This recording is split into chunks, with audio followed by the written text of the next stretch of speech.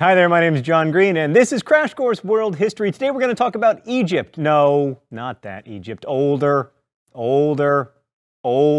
less fictional. Yes, that one. Ancient Egypt is probably the most influential of the River Valley civilizations. Like, you may not recognize any Assyrian kings or Assyrian language, but you probably do know King Tut, and you may recognize that the Eye of Horus is right now staring at me and judging me. I can feel your judgment.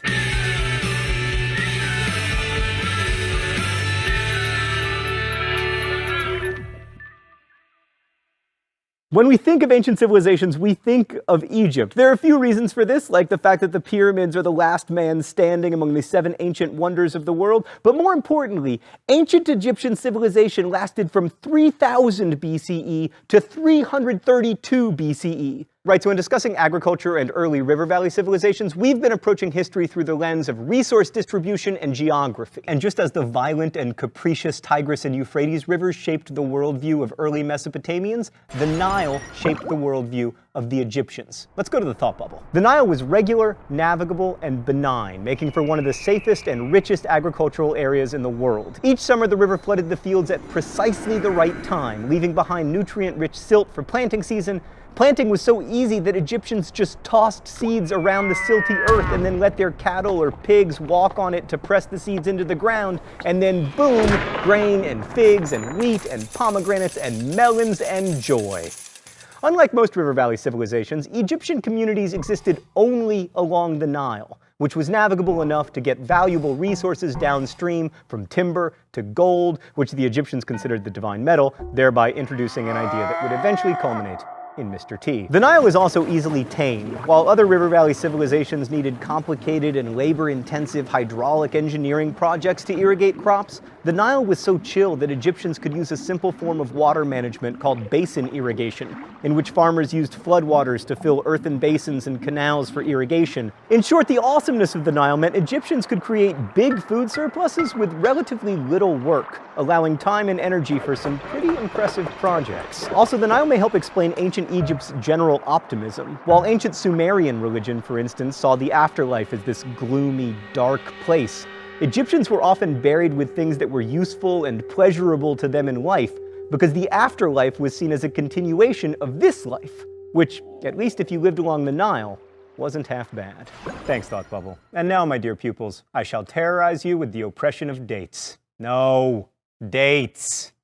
Yes, thank you. Historians have divided Egyptian history into 3 broad categories, each with their own numbered dynasties. But only hardcore Egyptologists know the dynasties, and we're not trying to become hardcore Egyptologists. The Old Kingdom lasted from 2649 to 2152, the Middle Kingdom from 2040 to 1640, and the New Kingdom, so-called because it is only 3,000 years old, lasted from 1550 to 1070 BCE. In between, you have a couple so-called intermediate periods. Okay, Old Kingdom. This was really the glory age of ancient Egypt, when you got all the stuff that would later make Indiana Jones possible, like the pyramids at Giza and the Sun King Ra and the idea of divine kingship. The king, or pharaoh, was either a god or very close to a god, which seems like a good gig, except that it meant he wasn't expected to act like a person, he was expected to act like a god, which in ancient Egypt means acting like the Nile. Calm, cool, benevolent. There's no fun in that. And then, of course, there are the pyramids, which, aside from remaining impressive to behold, represent a remarkable degree of political and social control over the population,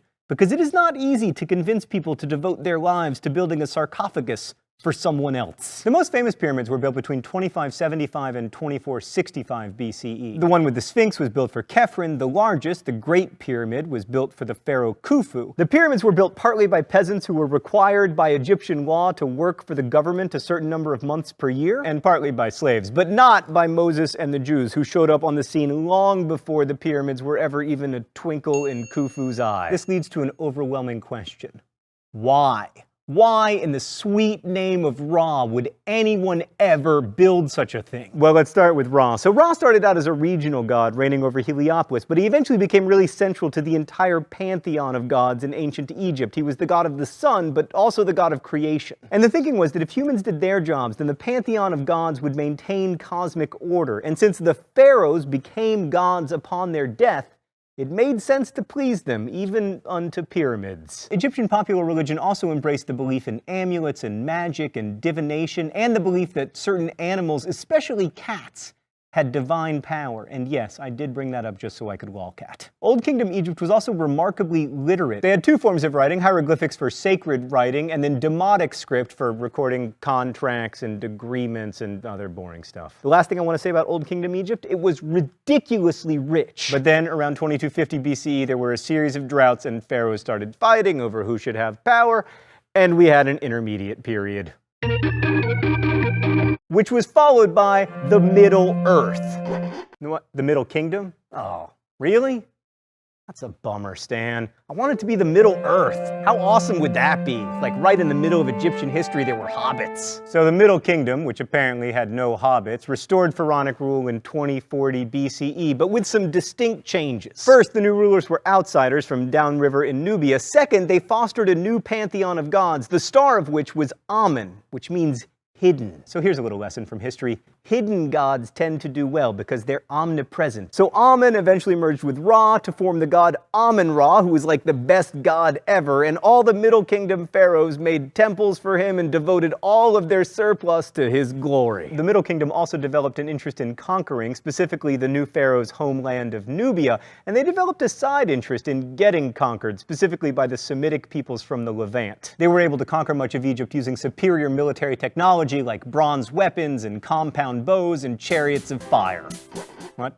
They're just regular chariots? Stan, why are you always killing my dreams? One group, the Hyksos, were able to conquer all of Egypt, but rather than like destroying Egyptian culture, they just relaxed like the Nile and assimilated into the Egyptians. And the Egyptians adopted their military technology, and then the Egyptians destroyed the Hyksos and expelled them from Egypt. And then by 1550 BCE, there was again an Egyptian pharaoh, Ahmosis, whose name only sounds like an STD. Anyway, after all this conquering and being conquered, Egypt eventually emerged from its geographically imposed isolationism and... Can we cue the New Kingdom graphic, please? There it is! New Kingdom Egypt continued this military expansion, but it looked more like an empire, particularly when they headed south and took over land in an attempt to find gold and slaves. Probably the most expansive of the New Kingdom pharaohs was Hatshepsut, a woman who ruled Egypt for about 22 years and who expanded Egypt not through military might, but through trade. But most New Kingdom pharaohs, being dudes, focused on military expansion, which brought Egypt into conflicts with the Assyrians, who you'll remember from last week, and then the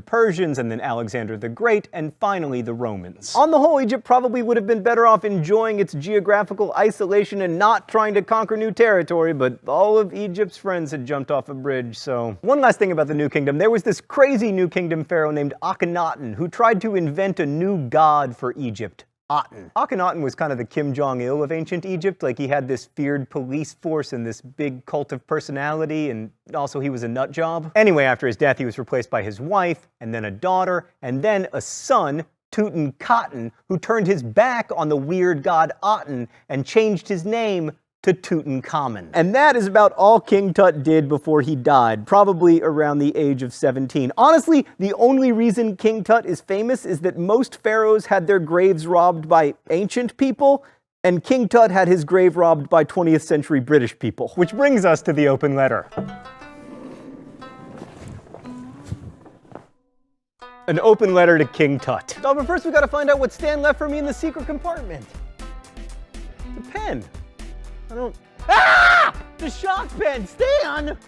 That's a terrible, terrible gift for the secret compartment. Dear King Tut, I know that as pharaohs' lives go, yours was pretty poor. First, you had to marry your sister, which hopefully you weren't that psyched about. Plus, you had a cleft palate and probably scoliosis. Plus, you died before reaching adulthood. But dude, you have had the best afterlife ever. Since your body was discovered in 1922, you've become probably the most famous ancient person. There have been lots of books about you. Scholars have devoted their lives to you. Dude, we're so obsessed with you that we use this fancy new technology to scan your body and establish that you probably died of an infected broken leg and/or malaria. Also, you've inspired such seminal works of art as the Discovery Kids series Tutenstein, which my son forces me to watch. Your relics have been to 6 continents. So it all works out in the end, man. Well, I mean, you're still dead, so that kind of sucks. Best wishes, John Green. King Tut leads us nicely to the really crucial thing about Egyptian culture. Because King Tut lived right around the same time as the pyramids, right? Wrong. Remember, the pyramids were built around 2500 BCE during the Old Kingdom. King Tut died in 1322 BCE, 1200 years later. That's 5.5 Americas, but because Egypt was so similar for so long, it all tends to blend together when we imagine it. Ancient Egypt lasted 1,000 years longer than Christianity has been around, and 800 years longer than that other super long-lived civilization, China. So there was an entire culture that lasted longer than Western civilization has existed, and it had run its course before the West was even born. Next week, we'll be looking at the Persians and the Greeks. I'll see you then.